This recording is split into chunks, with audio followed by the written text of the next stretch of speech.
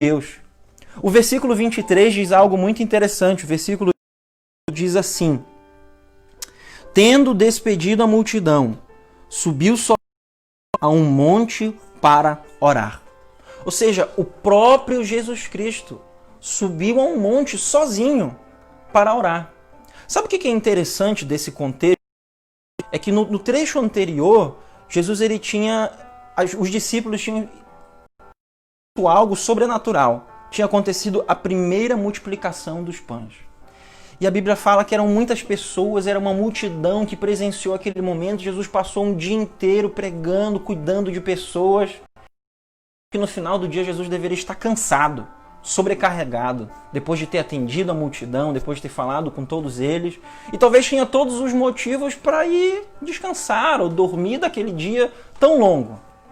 Mas a Bíblia nos diz que naquele momento Jesus ele se retirou. Ele pediu para os discípulos irem para o barco, enquanto ele se despedia da multidão. Ele foi fazer o quê? Ficar sozinho em oração. Querido, aproveite esse momento de isolamento social para ter um tempo a sós com Deus. A gente sempre fala que a gente nunca tem tempo, que a vida é muito corrida, que a gente tem muitas tarefas e coisas a fazer e falta tempo. A gente quer multiplicar o tempo. Bem, eis agora uma oportunidade que todos nós temos de, nesse momento de crise, valorizar um tempo de intimidade em que você esteja só com Deus. É muito legal a gente poder ter essa ferramenta da gente se comunicar. Eu estou vendo hoje aí um monte de gente bonita, em vários lugares que nos prestigiam aqui nesse culto, nesse momento. Gente aí no exterior, nos Estados Unidos, gente aí em Belém, tem gente em Belo Horizonte, gente aqui no Rio Grande do Sul.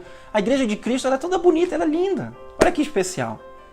Mas apesar de termos esse momento de intimidade em que a gente está aqui em comunhão, em grupo, isso não substitui o momento de intimidade a sós, onde você ali, na intimidade do seu quarto, você busca a Deus no secreto. Sabe, eu tenho visto que as redes sociais, elas, durante esse tempo de isolamento, estão lançando um monte de desafios. Posto foto disso ou daquilo, o desafio do treino na quarentena, e um monte de coisa tem sido falada aí pra gente preencher talvez o tempo da quarentena. Pois bem, eu quero te lançar aqui um desafio durante a quarentena, tá? Hashtag aí desafio pra você. Antes que esse período de quarentena acabe, eu quero te desafiar a você ler pelo menos um livro da Bíblia. Pelo menos um livro da Bíblia. Faça essa experiência. Quantos de nós aqui queremos poder estar mais próximos de Deus, mas quantos de nós não leram ainda sequer um livro da Bíblia? Nesse momento, Jesus estabelece aqui o exemplo. Valorize o tempo a sós com Deus. Valorize o tempo de intimidade com Deus. Quanto mais próximo você vai estar de Cristo, você vai estar exercendo a sua fé e tendo mais proximidade com Cristo. Valorize o tempo a sós com Deus. A crise, ela nos aproxima de Deus. Por isso, leia um livro da Bíblia. Quando a gente tiver a oportunidade de nos encontrarmos novamente na igreja local, vai ser uma experiência tão legal a gente poder falar um para o outro. Olha, durante essa crise, eu tive a oportunidade de estar a sós com Deus. Eu tive momentos de oração. Eu li esse livro da Bíblia e Deus falou comigo de tal forma, de tal maneira. Faça isso. A gente possa perguntar um para o outro, incentivar um outro a ler a Bíblia e estar mais próximo de Deus. Desafio de você ler um livro da Bíblia.